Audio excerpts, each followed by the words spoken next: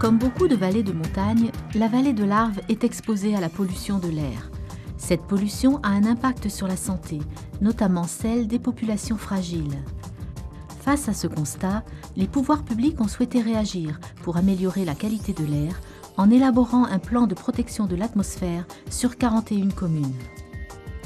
Son principal objectif d'ici 2015 est de réduire de 30% les particules fines contenues dans l'atmosphère. On a des résultats depuis 2007 parce que le capteur... L'association prioritaire informe régulièrement les habitants de la vallée de l'Arve sur les enjeux du PPA. Donc, comme je vous l'ai dit, le plan de protection de l'atmosphère, il concerne 41 communes dont vous avez la carte ici. Donc, grosso modo, on part de Bonneville, La Roche-sur-Foron et puis on va jusque dans le fond de la vallée, Chamonix-Valorcine et puis Argentière, où on est aujourd'hui. Deuxième partie. Après une première partie de présentation globale du PPA et de ses enjeux, la thématique sera ensuite recentrée sur les différents chauffages au bois existants et comment optimiser son installation en émettant le moins de particules possible. Donc il y a 3 choses pour chauffer de manière performante sans émettre de particules. Bien évidemment, il y a le matériel, comme on l'a dit, il faut avoir un matériel récent, performant, avec un bon rendement et un taux d'émission très faible. Mais il y a aussi la qualité du combustible utilisé, et puis l'utilisation et l'entretien de son appareil de combustion. Découvrons maintenant, chez un habitant de la vallée, ce chauffage au bois performant, peu émetteur de particules.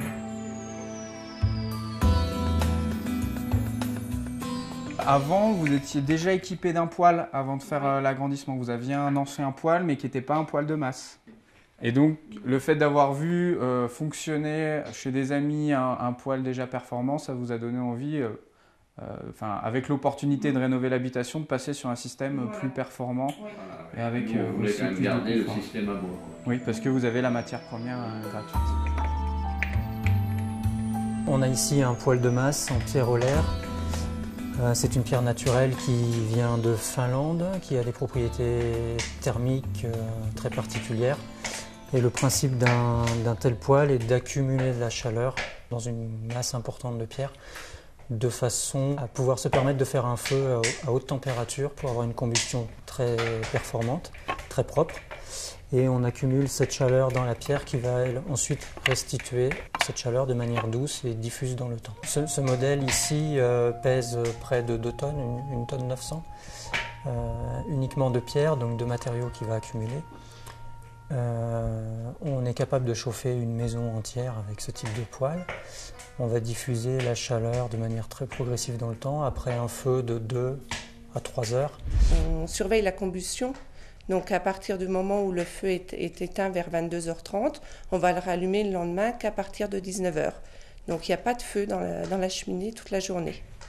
Les avantages du poêle de masse, c'est le confort, puisque la chaleur est diffusée uniformément dans toute la maison. Ensuite, c'est économique, puisqu'on recycle le bois que mon mari travaille, puisqu'il est artisan menuisier. Les avantages sont aussi esthétiques, puisque le poêle correspond bien à notre milieu de vie et il donne de la valeur à notre maison. L'entretien se résume donc à vider le cendrier, on va dire tous les 10 ou 15 jours, puisqu'on brûle finalement moins de bois que dans un appareil classique. Il y a très peu de cendres au final. On a aussi la contrainte légale en France de faire un ramonage au minimum 1 fois par an. Plus on aura du bois sec, plus la combustion sera complète et aura lieu à haute température, donc avec un rejet minimal de particules. Et donc c'est intéressant déjà de bien laisser sécher son bois entre 6 mois et 1 an quand on a du bois bûche. Et puis 24 heures, 48 heures à l'avance, de rentrer le bois à l'intérieur et de le laisser sécher à côté du poêle. Par rapport à un appareil à combustion classique ou ancien, on a un taux d'émission de particules qui est très faible. Allumer le feu par la méthode top-down est en fait une méthode très simple, c'est-à-dire qu'elle est inverse de ce qu'on a l'habitude de faire. On va en fait mettre des bûches plus importantes en premier et ensuite on va mettre progressivement du bois de plus en plus petit au sommet de notre tas et on va allumer le feu par le dessus. ce qui va nous permettre d'avoir dès le départ une combustion complète, optimale et à la plus haute température possible, et donc de limiter, de réduire au minimum la quantité d'émissions de particules. Donc ceci associé au fait qu'on allume le feu une seule fois par jour sur ce type d'appareil permet vraiment de réduire considérablement les émissions. Avec ce poêle de masse, on a un très bon exemple d'installation qu'on peut réaliser en se chauffant de manière performante au bois et en émettant un minimum de particules.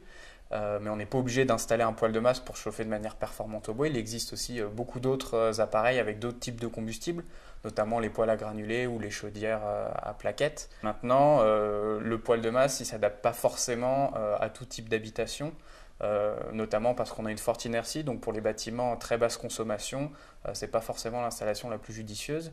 Et c'est notamment le but de contacter l'association prioritaire quand on a des questions liées au chauffage au bois, pour pouvoir continuer à chauffer au bois de manière performante en diminuant au maximum ses émissions de particules. Donc il y a des plaquettes sur le chauffage au bois et un livret qui détaille vraiment les avantages, quel type d'appareil il faut installer. Donc toute cette documentation, la plaquette sur le chauffage au bois et le livret est disponible en mairie ou sur le site de prioritaire.